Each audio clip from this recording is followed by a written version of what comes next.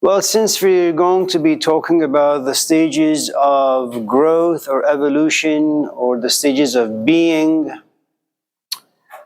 or our identity as we grow and mature in life, let me start by giving you a quote from the Gospel of Thomas, just to kind of it's kind of like an icebreaker of sorts. And you'll find the saying in the Gospels as well in the New Testament, not as elaborate. It's not very long. It's just a couple of sentences or maybe words. And then we'll go from there. For those of you who may not know, there are about 40 Gospels. And they basically give us different versions of who this man named Jesus Christ was, So oftentimes you may run into contradictory stories, and that's normal. It's like if you guys were to come to this class, say on Wednesday, and you found that there is another person occupying this role, and he was to ask you, or say my dean was to come to class and say, so Amir Sabzavari died in his sleep on Tuesday late morning, and I am here to kind of do this class for the day. We're trying to find someone. Is there anything you want to say? And one of you may say, he was a nice guy. That's one perspective. Another may say, I didn't really like him at all. That's another perspective. And I say, I think he was relatively insightful. Another may say, I think he was stupid. And the truth is, all these perspectives are subjective. It depends on your temperament. It depends on your history.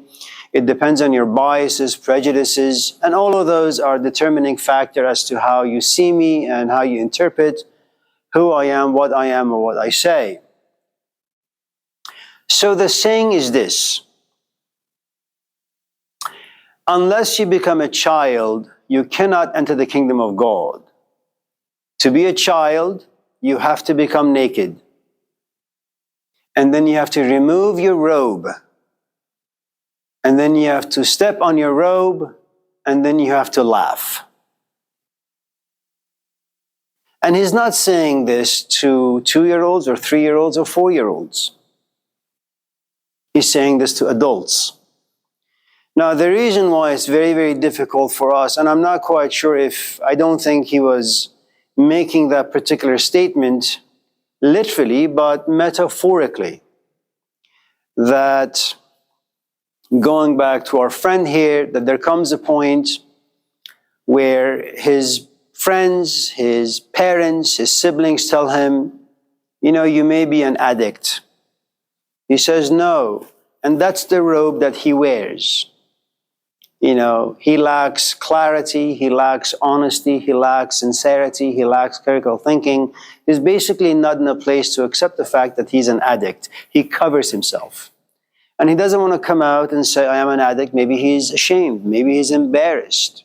There comes a point where he fully accepts that he is in fact an addict. He goes to a center and they say, it's your turn. What do you have to say? He stands up and says, I am an addict. He has removed his robe. He's become completely naked in front of his people, the people he has just met. And he says, I'm an addict because of A, B, C, D, E, F, G, H.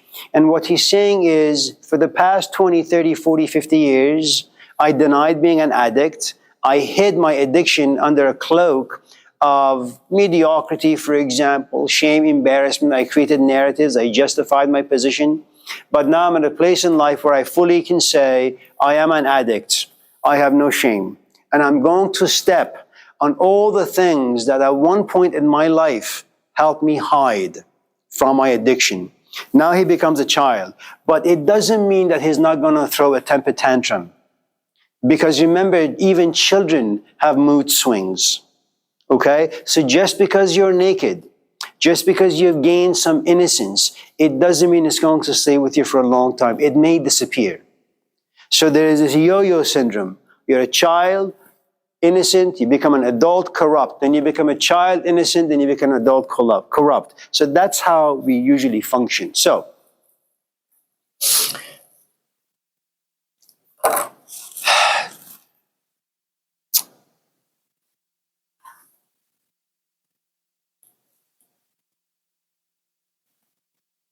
Julian, how old are you? Really? Oh, that's great. Good for you.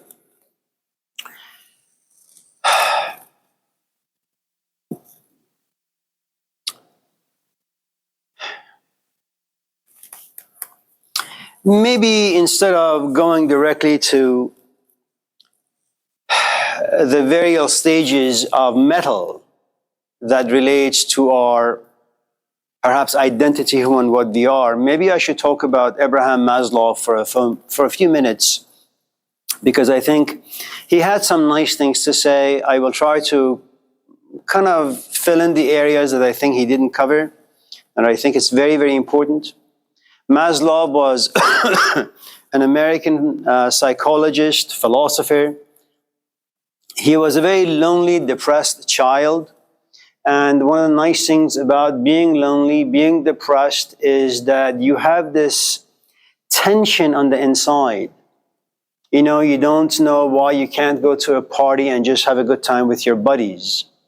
That you have difficulty talking, you have difficulty laughing, you have difficulty relating to other people. That's the sort of person that Abraham Maslow was.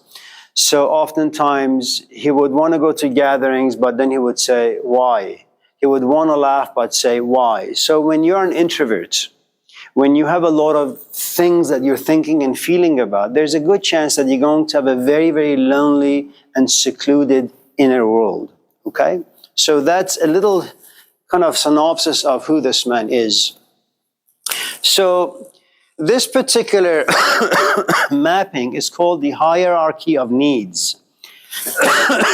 And in a very simple way, it suggests the following, that if you want to run, you need to know that first you're in your crib. You can't turn over, you can't stand up, you can't sit up. You are just laying flat. It is true that you can run, you can walk, okay? But that's about 2 years away. So before you can run, what you need to do is sit up, okay? When you have sat up, you still can't run because now you have to stand up. You still can't run.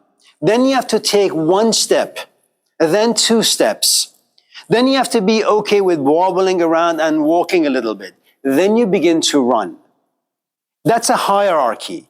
So how do people begin to run? They are born, they're in a crib.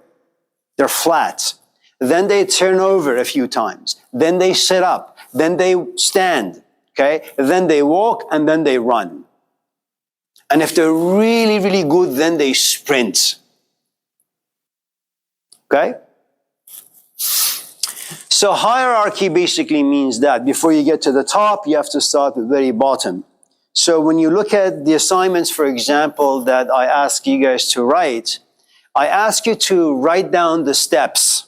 Why is it important to write down the steps? It's very much like cooking. If you want to make pasta, get a pot, fill it with water, put it on the stove, let the water come to a boil with some salt and oil in it, then put the pasta in there, then let it sit there for about 18, 20 minutes, then strain it, then put it in another pot or pan, mix the stuff in it, and then you have pasta. Okay? So when you know the steps, you will know how to find yourself just in case you get lost. When you don't know the steps, and someone says, make the pasta, you kind of just take the raw stuff, you put in this pot, you mix stuff in it, and then you say food is ready. People come and eat and they realize it's undigestible. Know the steps. It's important. And it takes time. So just in case you try to figure things out and you fail, it's okay. Don't be too hard on yourself, because you have, at least in your case, Julian and Charles and the rest of you, you have at least hopefully another 80, 90, 100 years. Okay? For someone like Stan and I, it's questionable, but nevertheless. All right.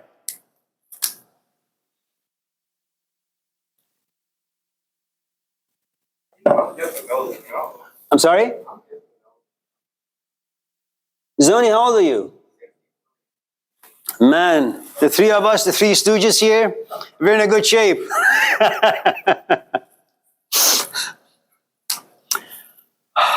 All right. What is it that all of us in this class need? They are basic. Without them, you and I cannot survive. It's impossible to survive. Food and water.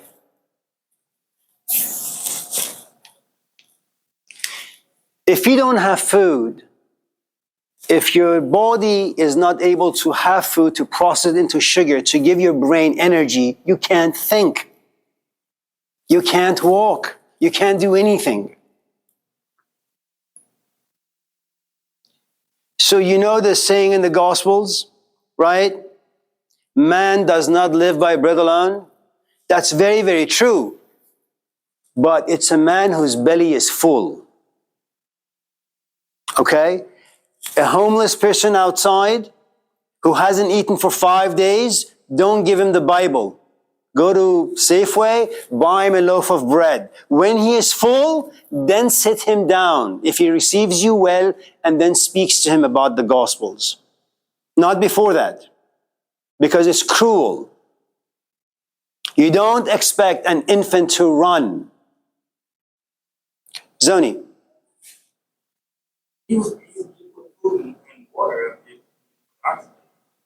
Okay, oxygen.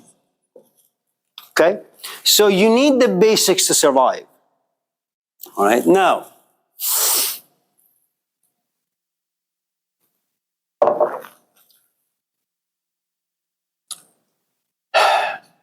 let's say for 2 days or 3 days or a week, you walk around asking people to give you money so you can buy some food. Okay, so your first poverty in life, okay, is not God, is not meaning to your life, is not who you are, what culture you live in, none of those things. Your first poverty is food. So you and I struggle, battle, go into war to find ways to get water and food and oxygen. Okay? That's the first thing. Second,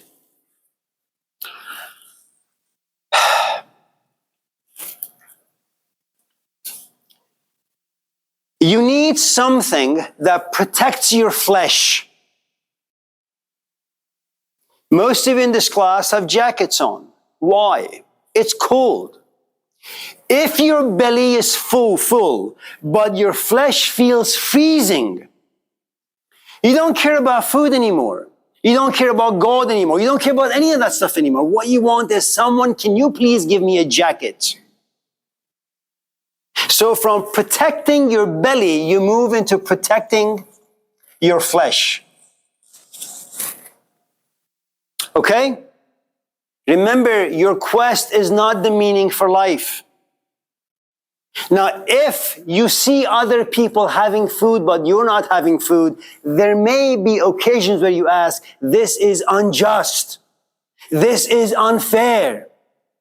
We say in Persian, anke dan dahad nan dahad. That God who gives you teeth will also provide bread.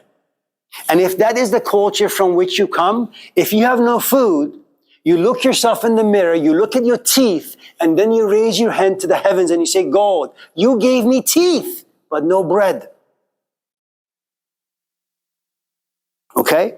So remember, from food, we move up to clothing. Okay? Now keep in mind, as you move up, as you have food, your brain space now becomes more available to think about other things. When you are in a state of poverty, poverty makes you be focused on only one single thing. See, Stan came here before class and said, in a few weeks, I'm going to go have hip surgery. And that's painful. He won't be able to walk. He needs a walker, maybe a cane. Okay? He's not going to sit there and read the Bible because there is too much pain. He can't focus. Maybe he'll be medicated. Maybe he would want to read the Bible, but his eyes are not going to see the written words very clearly. Okay? So from food, we get to bodily clothing and protections. Okay? Now, if you go back all the way about 12, 13, 30,000 years ago, what is it that you and I wanted? Food and shelter. We want shelter.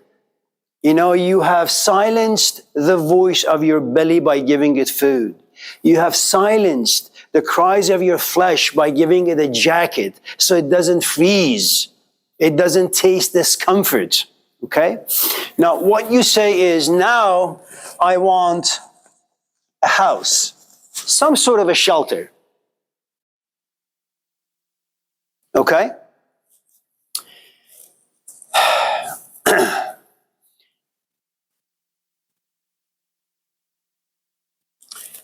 So you move up from food to clothing, from clothing to shelter.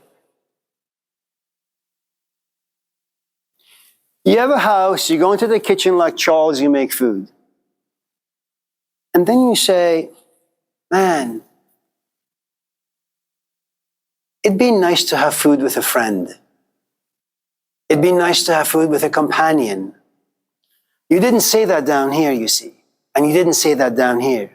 And you didn't say that when you were on your quest to just finding yourself shelter. When you find comfort in your shelter, now you begin to have a different poverty. I want someone to break bread with. Okay? I want my house to be turned into a home. Now, for those of you who want to study psychology and perhaps you have some difficulties or issues that have unfortunately, accidentally or unintentionally have happened to you, let me say a couple of things about shelter or house. For us who are born into this world without being asked, when we are born, we are hoping that when we look out there, there is a mother and there is a father. Because what lives inside a house or a home? You have two people, i.e. parents, they give you food. They give you clothing. But they also give you something that Jesus said, man or human beings do not live by bread alone. What they give you is love. What they give you is care. What they give you is attention. And infants or kids are like sponges. They soak this stuff in. Now, when you give or when you get love and care and attention, your value as a human being goes up. I am worth it. They pay me attention. All of us in this class know. You know, like you have a child and says, Dad, listen to me read. Imagine if you were to say to him or her, I ain't got time, you just read on your own. And little by little, this child will realize that they can't really depend on you. They have to do things by themselves. And so when you get old, for example, or when you get sick and you call your son and say, son, I'm old and sick. And he says, remember, Dad, when I told you to come and sit and read with me, you said no. Now you're asking me to come and sit with you to take care of you. And I'm going to say no. Remember now, this is not about religion. This is science. You can't give what you don't have. If you come to me and say, Amir, I want $20 and I don't have my wallet, or I have my wallet, but there is no 20, I can't give you 20. If in your home there was no love, there was no care, there was no attention, I can't ask you to come to class and speak and behave in a way that represents these three components. You're going to be aggressive. You're going to be dominating. You're going to have lived in a castle where no one enters and no one gets out. Why? Because if you have never experienced love, you're not going to receive it. Okay? If your father was abusive, if your mother was abusive, if they were not present, there's a good chance that, yes, you do have a house, yes, you do have a home, but it is cracked.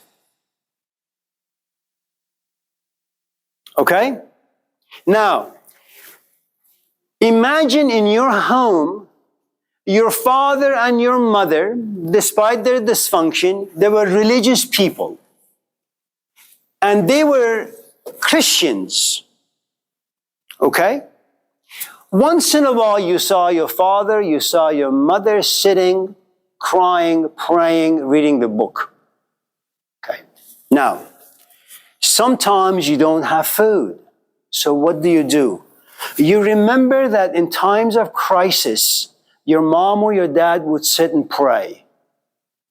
Not pray because they wanted to be spiritual, not pray because they wanted understanding. They prayed because they wanted their issues to be resolved.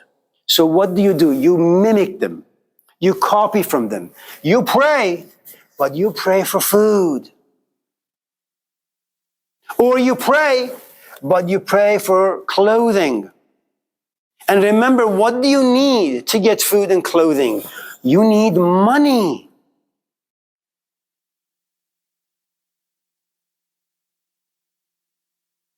Okay? These are the basics. Gold is way, way, way, way off. Remember, someone who doesn't have food is not going to care too much about shelter. They just want food. Okay? Someone who has food but doesn't have clothing doesn't care about food but cares about having a jacket. Someone who has food and a jacket now cares about a house or a home. Okay?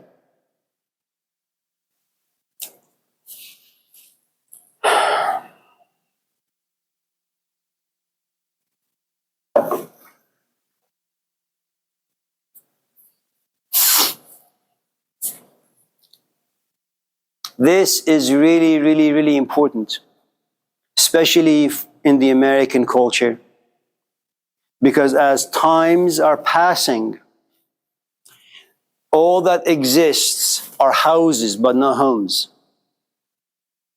Okay? A house is something that shelters you, but it has no love, it has no care, and no one gives us any attention. All of us are glued by the TV or our telephones, or cell phones. Okay? Go back to the story I shared with you. My father comes home with a wooden box. It's called a radio. It's a home. We sit together, eat together, look at each other, but no one talks. Why? We listen to this radio. He comes home with a TV. We sit together, eat together, but no one looks at anyone. And no one talks to anyone. Why? Because now you have images that you look at on the screen. So human relationships slowly begin to disappear. Okay, so it's important that a house will eventually turn into a home. Okay, now, for those of you in this class who are looking to find yourself a relatively healthy companion, keep this in mind. If you have a father who's absent, you will go out there and look for a man who is very much like your father. Why? We always gravitate towards things that are familiar. Okay? If, for example, I was to come to class and say, today I'm going to talk about the Gospel of Mary Magdalene. And you would say, what the hell? Who's Mary Magdalene? Imagine if I was to say to you that the Gospel of Luke, for example, or one of the Gospels where it says Jesus was born of a virgin. The word virgin in Greek is not virgin actually. It means a young woman. Now you see, that may throw you off a little bit because for the past 20 years you believe that JC was born of a virgin. When in fact, in its original language perhaps, it simply means a young woman. What do you do with this now? So remember, all of us ultimately gravitate towards things that are familiar. Okay, and familiar is the robe that you and I wear to protect ourselves, psychologically, emotionally, intellectually, and physically. Okay? Now,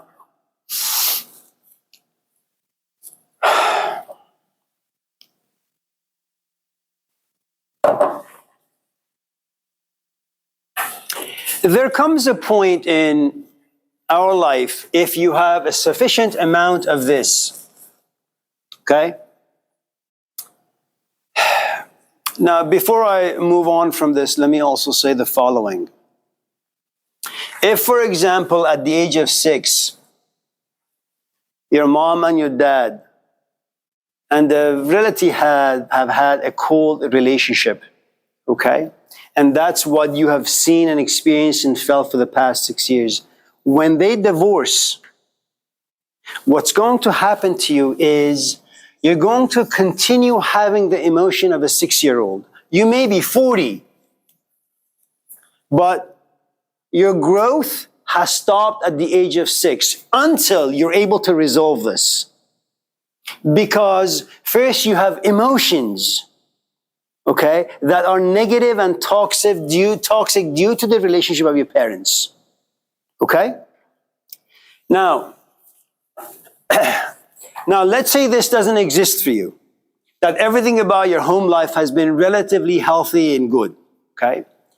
There comes a point where you say, my father loves me, my mom loves me, and I love them equally. I also love my sibling. But I'm at a stage where I want to have friends who are not family members. And what you're doing is this.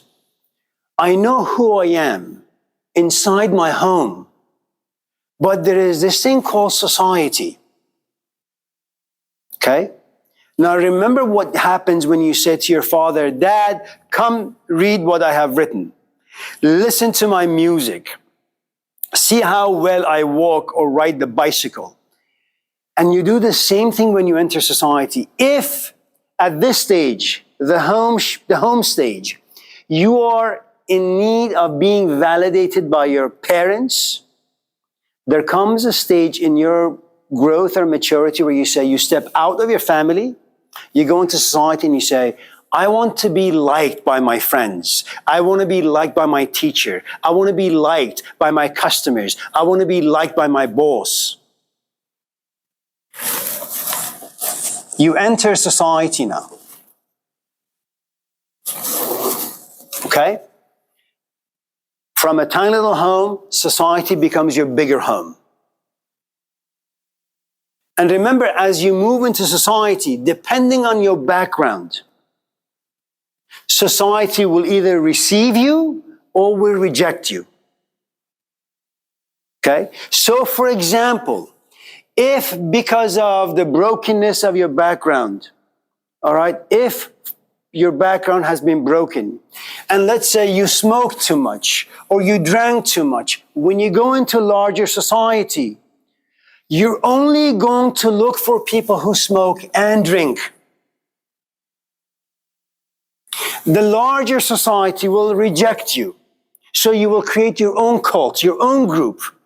Why? They do things that are familiar to you. Okay? Now, if you don't have an issue, if all of this is good, okay, there's a good chance that a lot of people are going to like you because you have a solid foundation. But nevertheless, you want to prove yourself worthy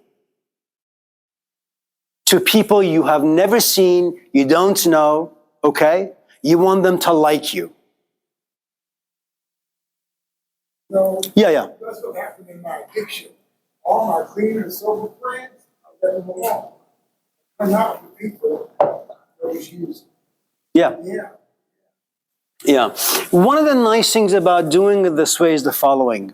Look, a lot of us in this class have feelings, have emotions, intuit certain things. We have a certain feeling about who and what we are. But these feelings are vague, they're ambiguous. Why? Because we've never read about them. Okay? We've never thought about them clearly.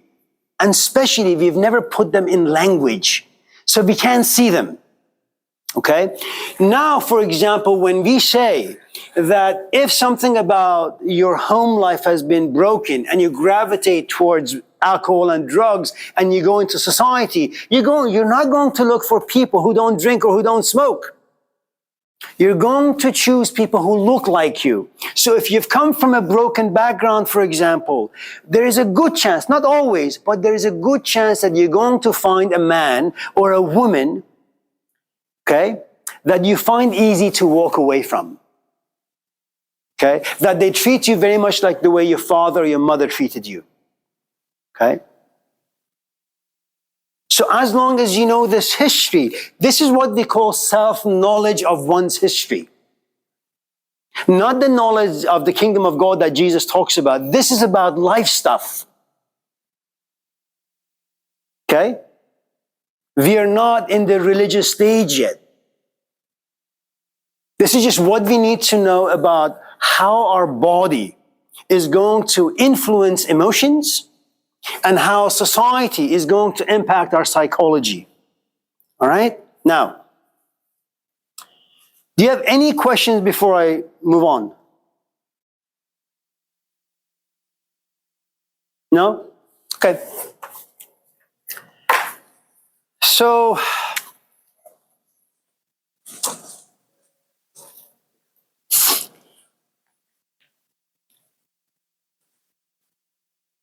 in this mapping, what you have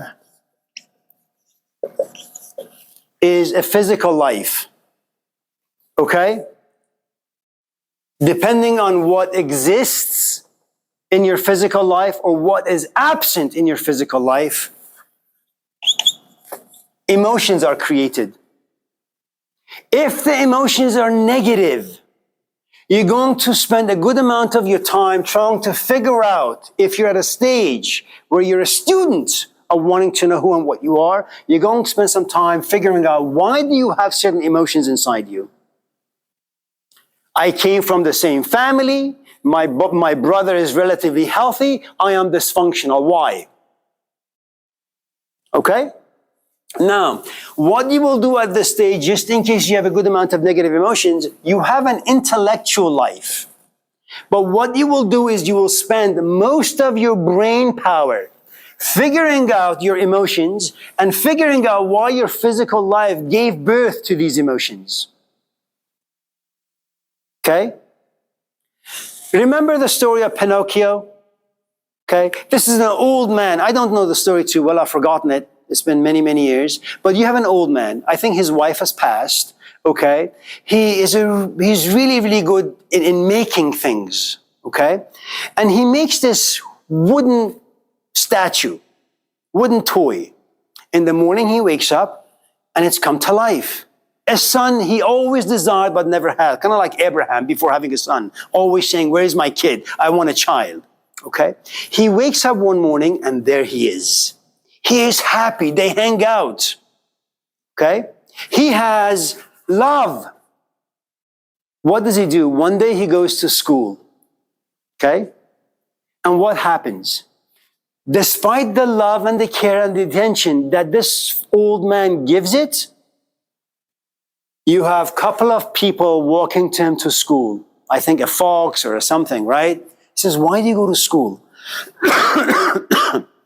What's the benefit of going to school?